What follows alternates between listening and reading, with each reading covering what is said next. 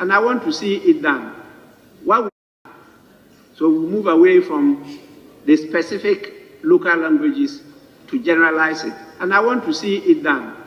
What we do is that the next recess will definitely transform this whole chamber, and we'll try to put some of these IT systems in place for contemporaneous interpretation. In the absence of it, we'll have to employ people in that area to assist us understand each other, because we will encourage members to speak in the local languages, not just English. And we will also need more hands for the sign language. Now we have only about 3 or so who were casuals. Yeah, so yes, that's the Speaker of Parliament of Ghana. And it's talking about, it's encouraging. It's talking about Ghana Parliament using the Ghanaian languages, because I think Ghana got about 40-something languages, if I'm not mistaken. And it's talking about Ghana using their own languages in Parliament, which is very important, because you cannot continue to use or to speak in languages that your citizens doesn't understand. English, whereby most of the citizens doesn't even understand English.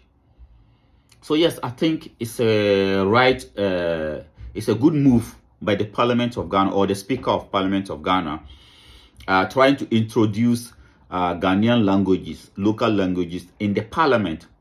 Because sometimes some of this, we cannot judge the intelligence of Africans based on their colonial criminal languages. You cannot judge the intelligence of Ivorians or Congolese or Malians based on French, because French is just somebody's language. Equally, you shouldn't judge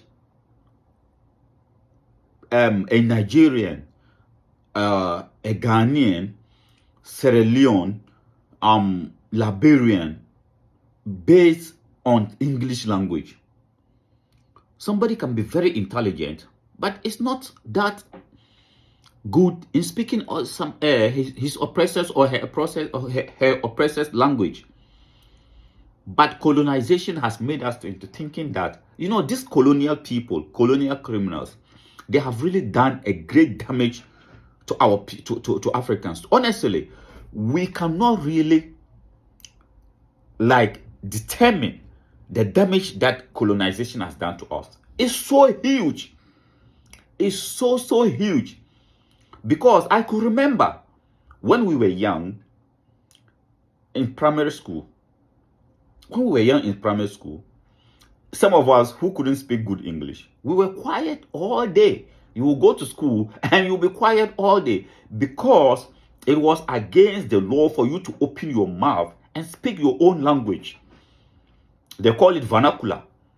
Yes, they used to call it vernacular. We will have a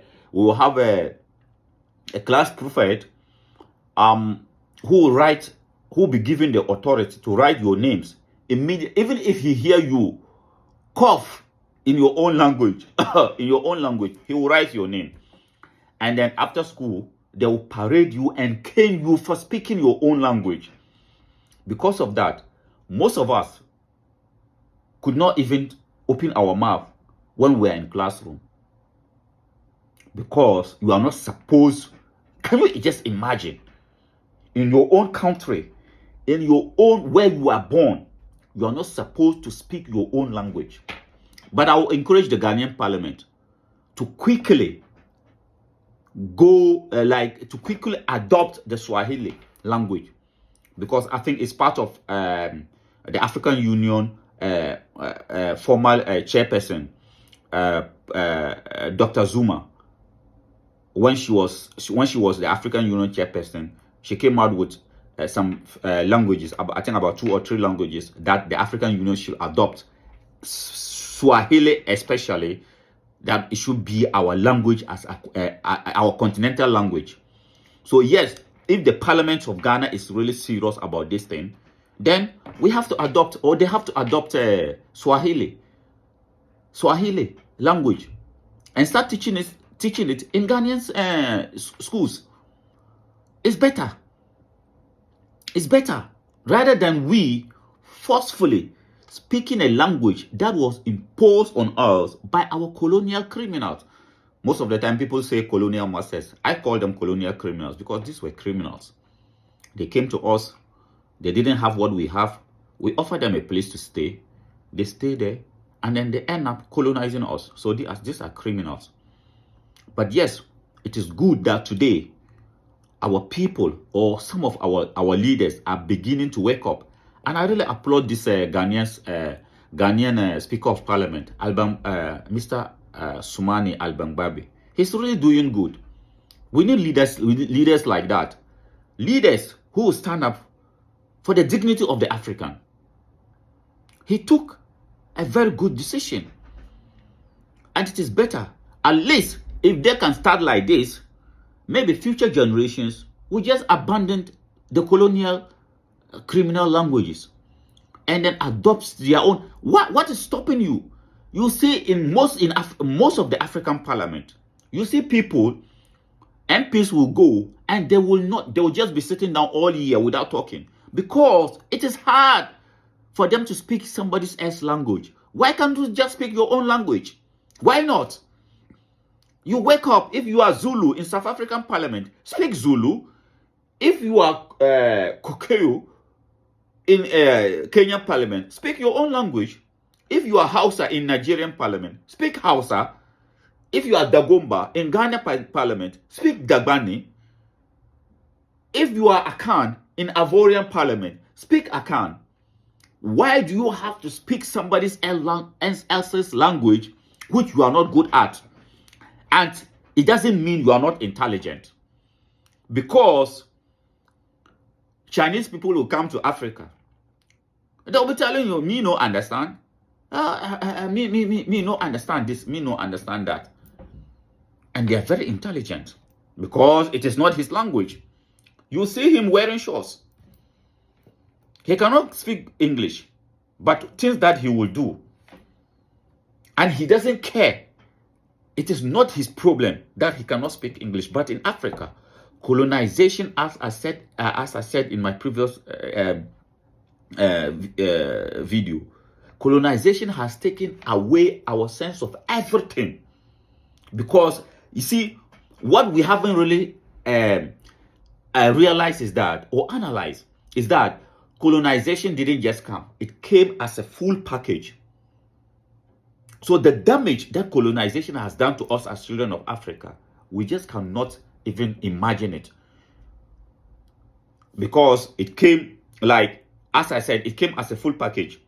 Spiritual colonization, mental colonization, political colonization, physical colonization. So they colonize us physically, they colonize us mentally, they colonize us spiritually, and politically they colonize us. So if you turn like this, you say you want to overcome this, another one is waiting for you. So, but yes, we thank some of our leaders today for standing up, like the Speaker of Parliament of Ghana, for standing up and saying, no, we have to speak our own languages in our own parliament. And if you watch him, he always dress in African attire. Almost all his dressings, he would dress as an African. All this rubbish thing that they will put, Speaker of Parliament will put, and all that, those colonial legacies, he's trying to undo it. And we really thank him for that. And Africa needs more leaders like that. At least, if not this generation, we can pass a better Africa to the next generation that will come. As I keep saying, we cannot blame our forefathers for the Africa that we inherited from them. They didn't know better. But today we know better. So we cannot afford to handle the same Africa to the next generation of Africans. So we thank the Ghana Parliament for that. Please, do it. Do it. Not just Ghanaian languages. Please, introduce Swahili to Ghanaian schools. Introduce Swahili to Ghanaian schools, and we are calling on all African parliament emulate what the Ghanaian parliament, the decision that the Ghanaian parliament have taken. Learn from them. We have to be learning from each other, because if you watch, that's exactly what the colonialists has done to us. Whatever nasty rules that a colonial country will put in a country that they colonize, all their colleagues will copy from them. So today, other African countries should copy from what Ghana is trying to do. Introduce your own language, your local languages. If you have 20 local languages, let everybody speak their own local languages in the parliament. What is wrong with that? Why should we be judged by our intelligence? Why should our intelligence be judged by somebody else's language? As I said, when we were going to school, primary school, most of us, people like us who couldn't speak good English, we couldn't talk because it was against the law for you to speak your own language. You will be beaten. They call it vernacular. Your name will be the class prefect will write your name. He will write it down, and after school, they'll bring you up outside. They'll bring you out. Those of you who were speaking your own language in class, they'll parade you and they will cane you. They'll beat you up. Why? Beating you up for the language that Mother Nature, God, has chosen for you. Can you imagine the damage that colonization has done to us? Can you imagine the damage that colonization has done to us?